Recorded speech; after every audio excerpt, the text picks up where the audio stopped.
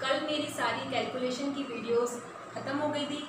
I hope आपने अच्छे से देखी होंगी मेरी वीडियोस को और बहुत कुछ सीखा होगा जो आपको पहले कभी नहीं पता होगा। तो इसकी प्रैक्टिस करते रहिए, बार बार रिवाइंड करते रहिए वीडियोस को। और हाँ, अगर आपके पास नोटिफिकेशंस नहीं आ रहे हैं तो बेल आइकन को ऑल पे क्लिक कर दीजिए ताकि आपके पास सारे नोटिफिकेशंस टाइम टू टाइम आते रहें। ओके, सो स्टूडेंट्स, आज मेरा मेन कोर्स स्टार्ट हो रहा है। आज मैं आपको कहीं और लेके चलती हूँ, किसी और दुनिया की ओर, जो आपको बहुत सारे सपने दिखाएगा। तो आज तो मैं अपना सेशन स्टार्ट नहीं करूँगी, लेकिन मैं आपको बहुत बड़ा ड्रीम दिखाने वाली हूँ जो आज के बाद आपकी दुनिया बदल जाएगी। सो स्टूडेंट्स, क्या है वो ड्रीम?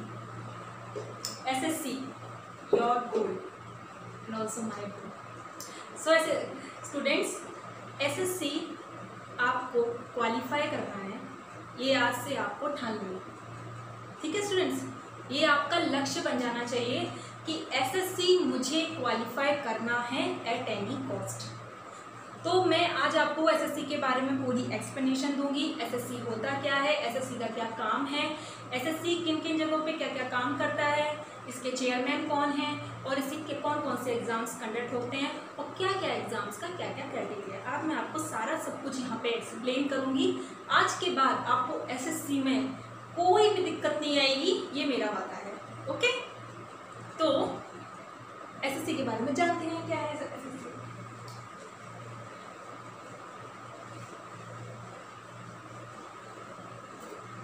देखिए स्टूडेंट्स, SSC मतलब क्या? Staff selection commission. Staff selection commission.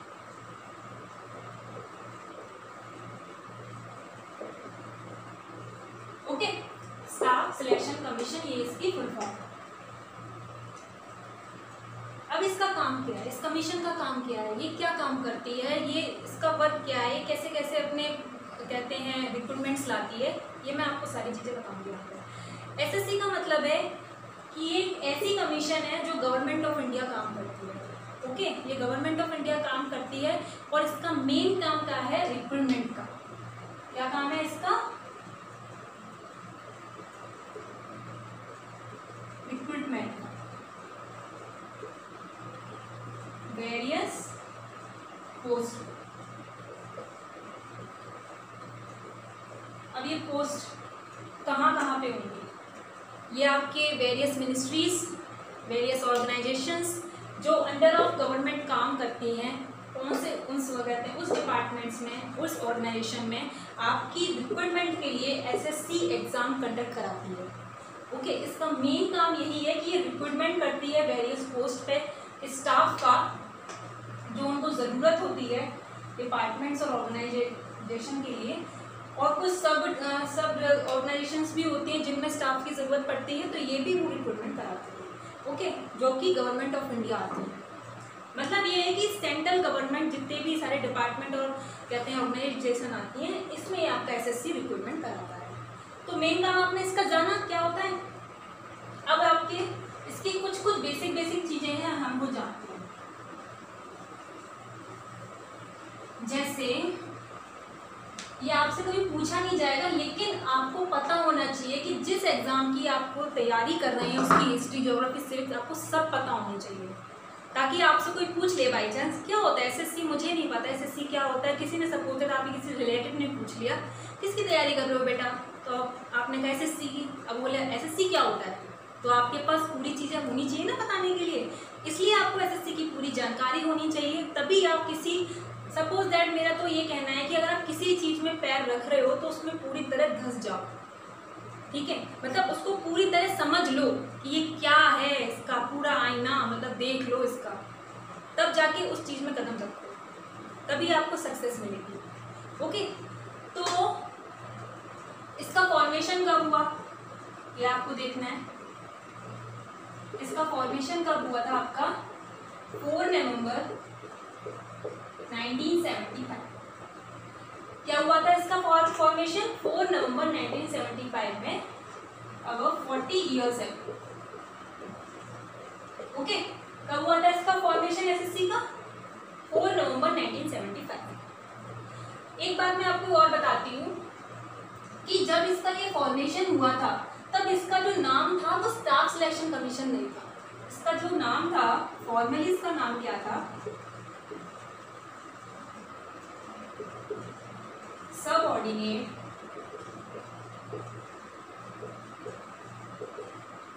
Service commission, ये इसका नाम। ओके, जब ये फॉर्मेशन हुआ था तब इसका एक्चुअल में नाम क्या था, सबऑर्डिनेट सर्विस कमीशन। बट इसका नाम कब रीनेम्ड हुआ, इसका नाम कब रीनेम्ड हुआ स्टाफ सिलेक्शन कमीशन में, फिर इसका नाम स्टाफ सिलेक्शन कमीशन रखा गया।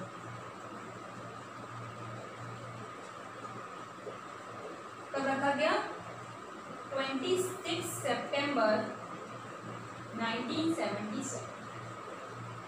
ओके,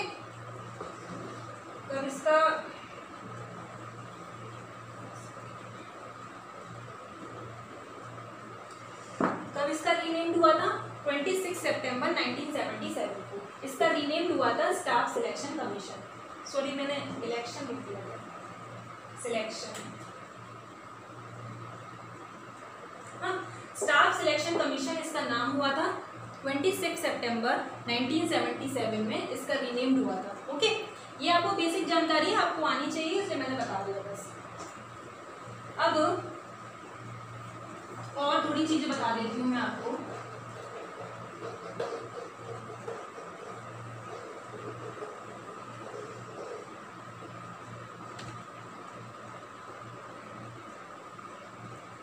इसके चेयरमैन कौन है,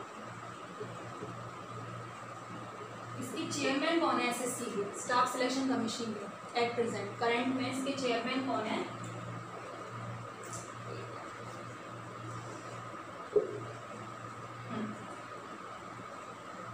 ब्रज राज शर्मा। ओके, हाँ, तो स्टूडेंट्स इसके चेयरमैन कौन है, ब्रज राज शर्मा, जो कि एक आईएएस रैंक के पर्सन है और इन्हें कंडक्ट किया गया है as a chairman. Okay, Braj Raj Sharma इनके आईएएस रैंक के एक पर्सन है और उन्हें कंडक्ट किया गया एज अ चेयरमैन पोस्ट पे। इनकी पोस्टिंग कब हुई थी, 24 अक्टूबर 2009। कब हुई थी इनकी, 24 अक्टूबर 2019 को ब्रजराज शर्मा की यहाँ पे क्या कहते हैं पोस्टिंग हुई थी। और इनका जो कहते हैं कार्यकाल या टाइम पीरियड, टेन्योर कहते हैं जैसे, वो 2 ईयर्स के लिए, 2 साल के लिए हमारे जो चेयरमैन है एसएससी के, ब्रजराज शर्मा ही रहेंगे। ध्यान रखना सारी चीज़ों को, आपको पता होनी चाहिए एसएससी के बारे में पूरा, इसलिए मैं पूरा एक एक चीज़ आपको बताऊंगी एसएससी की, कोई नहीं छूटेगी, आपको पूरी जानकारी मिलेगी आपको। ठीक है, तो ये तो थे आपके चेयरमैन ब्रजराज शर्मा। अब आपको अगर एसएससी के बारे में और जानना है बिल्कुल आपको, तो इसकी एक वेबसाइट में, ऑफिशियल वेबसाइट है इसकी, वो आप इसे फॉलो करिए। वेबसाइट क्या है इसकी, ssc.nic.in, ये इसकी ऑफिशियल वेबसाइट है। आप इसे डेली टू डेली विजिट करते रहिए इस पर, ताकि आपको एसएससी की सारी अपडेट पर डेट के हिसाब से मिलती रहे। इसमें क्या चेंजेस आ रहे हैं, कौन कौन सा रिक्रूटमेंट आ रहा है, कौन कौन सा रिजल्ट आ रहा है, क्या क्या, तो आप इस पर डेली विजिट करते रहिए, देखते रहिए, आपको सारी जानकारी यहाँ पे एसएससी की मिलती रहेगी। तो ये तो थी इसकी वेबसाइट। अब इसका हेडक्वार्टर कहाँ है, मेन जो हेडक्वार्टर है एसएससी का कहाँ है, न्यू दिल्ली, सीजीयू कॉम्प्लेक्स पे, सीजीयू कॉम्प्लेक्स है वहीं, वहाँ पे क्या कहते हैं न्यू हेडक्वार्टर है एसएससी का, न्यू दिल्ली। तो ये तो थी इसकी नॉर्मल जानकारी। अब ये एसएससी वर्क किसके अंडर, गवर्नमेंट ऑफ इंडिया की तो वर्क करता ही है, लेकिन इसके ऊपर भी तो कोई एक अथॉरिटी होगी जो इसको देखती होगी, क्या इसने सही काम किया है, क्या रिक्रूटमेंट सही कर रहा है कि नहीं कर रहा है, कहाँ कहाँ इसने कौन कौन सी जगह पोस्टिंग करी है, कौन कौन से इसने स्टाफ जो मतलब जो कैंडिडेट भेजे हैं हमारे पास, वो सारे सही हैं, उनके चेक करना, उनकी पोस्ट लाना, सारी क्या कहते हैं, वो तो डिपार्टमेंट देखता होगा। तो this commission is an conduct by under the DOPT। DOPT के अंडर वर्क करती है एसएससी, DOPT के अंडर वर्क करती है। और इसकी फुल फॉर्म क्या है?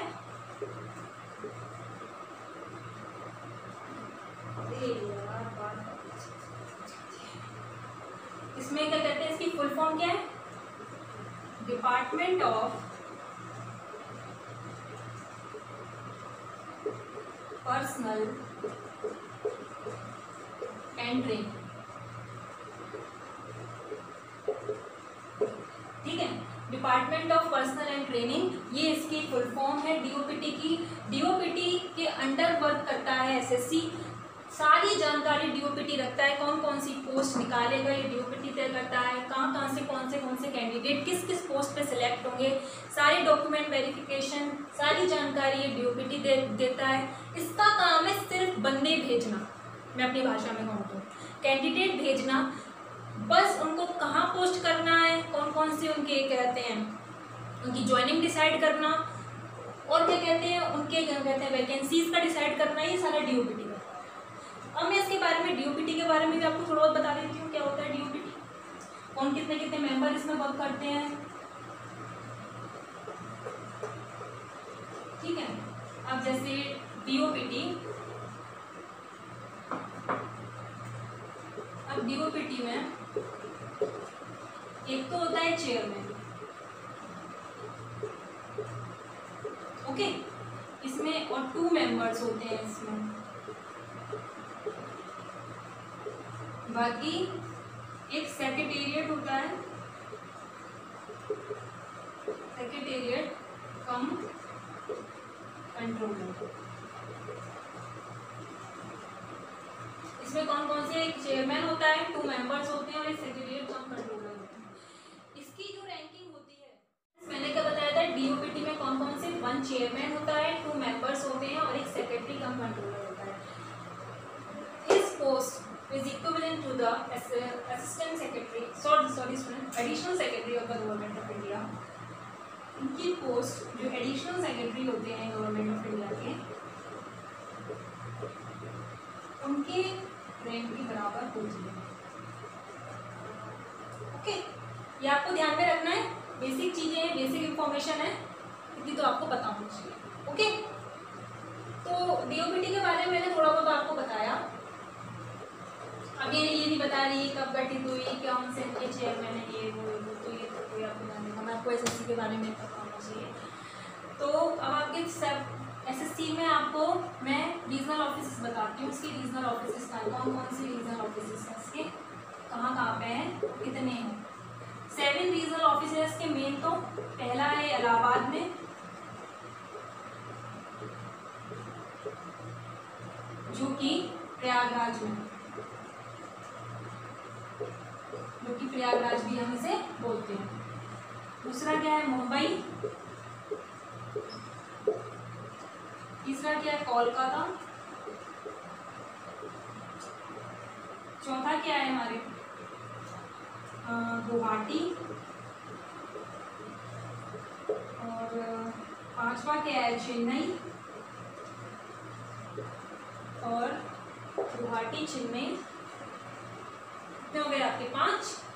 6 क्या है, चेन्नई के बाद बेंगलोर। और 7 क्या है आपका, न्यू दिल्ली। न्यू दिल्ली भी एक रीजनल ऑफिस है, हालांकि हेडक्वार्टर भी है और एक रीजनल ऑफिस भी है, जो कि यहाँ रीजन के सारे एग्जाम्स कंडक्ट को ये देखता है, सारे कैंडिडेट्स को ये यहाँ पे सारी इंफॉर्मेशन आती है। तो 7 तो इसकी रीजनल ऑफिस हैं, 2 इसके सब रीजनल ऑफिस भी हैं, ये आपको और जानना है। मेनली रीजनल ऑफिस तो नहीं होते हैं, बट इनका काम रीजनल ऑफिस जैसे ही होता है, क्योंकि जो बना देते हैं इनके अंडर में वही चीज़ें हैं। पहला तो एक रायपुर है और दूसरा क्या है, चंडीगढ़। ओके, पहला रायपुर है, दूसरा चंडीगढ़ है, ये भी इसके 2 सब रीजनल ऑफिस है। बेसिक जानकारी थी मैंने आपको दे दी, अगर मुझे अच्छी लगी तो, लेकिन आपको पता होना चाहिए कि इसके रीजनल ऑफिस कहाँ हैं। तो ये 7 रीजनल ऑफिस थे इसके। अब आपको मेन चीज़ देखनी है, एसएससी कौन कौन सी रिक्रूटमेंट्स कराता है, कौन कौन से एग्जाम्स कंडक्ट कराता है, ये आपको सारे जानना है। At present SSC 9 exam conduct करा रहा है। Okay, at present SSC 9 exams, मैंने आपको क्या बताया कि SSC 9 at present exams conduct करा रहा है, जो कि मैं आपको यहाँ पर बताने वाली हूँ। सबसे पहला जो है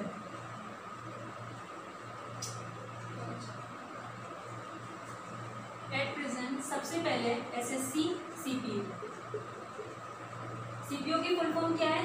एसएससी की तो मैंने आपको बताई थी। सीपीओ क्या है? Central police organisation. Okay, SSC CPO. दूसरा क्या है? SSC CHSL. सीएचएसएल की क्या है? Combined higher secondary level. Okay, combined higher secondary level. तीसरा क्या है? SSC CGL. इसके क्या है? Combined graduate level. एक एक चीज मैं आपको डिस्कस करूंगी, एक एक एग्जाम्स में क्या क्या क्राइटेरिया है इसका, कैसे हम इसे निकाल सकते हैं, कितना हमें लंबी दौड़ तय करनी है, सब बताऊंगी मैं आपको। चौथा क्या है? SSC CPO, SSC CHSL, SSC CGL, SSC GD constable.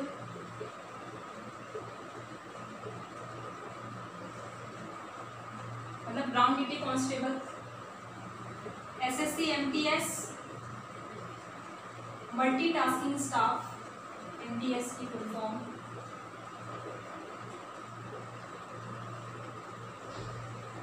Okay, अब SSC MTS, GD MTS, junior engineer,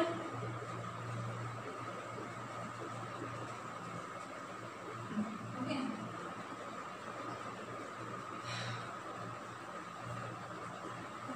छह हो गए ना। मैं जगह नहीं बच रही तो मैं इसको रफ करके ना ऊपर लिख दूँगी ताकि मैं एक संग आपको डिस्कस कर सकूँ। तो SSC junior Hindi translator,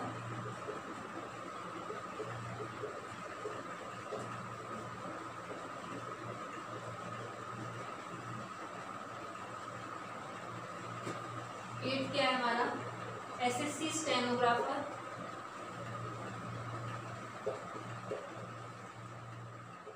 C&D, selection post. Okay, यहाँ से देखिए, SSC CPO central police organisation, CPO की full form. SSC CHSL combined higher secondary level, SSC CGL combined graduate level, SSC GD constable, SSC MTS multitasking staff, SSC junior engineer, SSC junior Hindi translator, SSC stenographer, C and D, SSC selection post. ये 9 types के exam कहते हैं, exam है। ये SSC अभी at present इनकी recruitment करता है। मैं आपको शॉर्ट डिटेल में बता देती हूँ कि किस किस एग्जाम कंडक्ट का क्या क्या काम है। एसएससी सीपीओ है, ये सेंट्रल पुलिस ऑर्गेनाइजेशन है। यहाँ पे एसआई और एएसआई की रिक्रूटमेंट होती है, जैसे डीपीएसआई, सीएसएफ में, एसएसबी, आईटीबीपी, बीएसएफ में। यहाँ पे सबके एसआई और एएसआई रैंकिंग की पोस्टिंग होती है।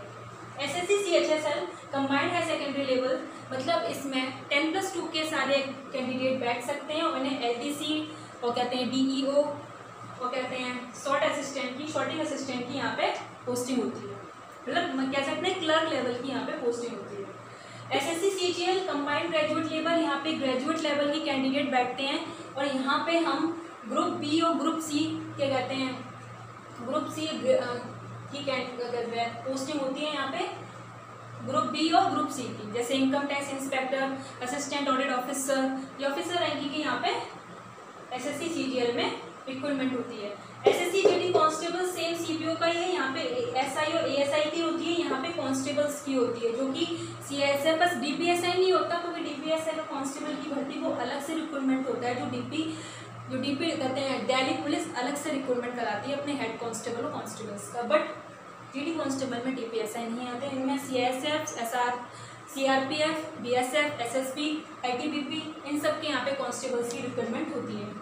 SSC MTS मल्टीटास्किंग स्टाफ, मतलब जो मल्टीटास्किंग स्टाफ है, जो रिकॉर्ड्स को कलेक्ट करना और क्या कहते हैं अफगान रिकॉर्ड्स को कलेक्ट करना, अच्छे से रखना, उनको मेंटेन करना, ये सारा मल्टीटास्किंग स्टाफ में आ जाता है, जो वेरियस डिपार्टमेंट्स और मिनिस्ट्रीज में होते हैं। इनकी ग्रुप D पोस्ट है, समझ लीजिए यहाँ पे। जूनियर SSC जूनियर इंजीनियर की भर्ती जैसे हमारा RRB JEE होता है, RRB JEE होता है, वैसे ही हमारा SSC जूनियर इंजीनियर होता है, जो कि मिनिस्ट्री ऑफ रेलवेज में जो हमें इंजीनियर्स की जो ज़रूरत पड़ती है वो हमारा SSC जूनियर इंजीनियर यहाँ पे रिक्रूटमेंट करता है उन कैंडिडेट्स की। SSC जूनियर हिंदी ट्रांसलेटर, जो ट्रांसलेटर्स होते हैं उनकी भी रिक्रूटमेंट जो मिनिस्ट्रीज में हमें ज़रूरत पड़ती है उन कैंडिडेट्स की यहाँ पे रिक्रूटमेंट होती है। SSC स्टेनोग्राफर C&D, मतलब ग्रेड C और ग्रेड D की यहाँ पे पोस्टिंग होती है, जो कि हमें मिनिस्ट्रीज वगैरह में जो स्टेनोग्राफर्स होते हैं, डिपार्टमेंट में स्टेनोग्राफर्स होते हैं, उनकी रिक्रूटमेंट यहाँ से होती है। इसके लिए स्टेनोग्राफी आना मस्ट कंपलसरी है।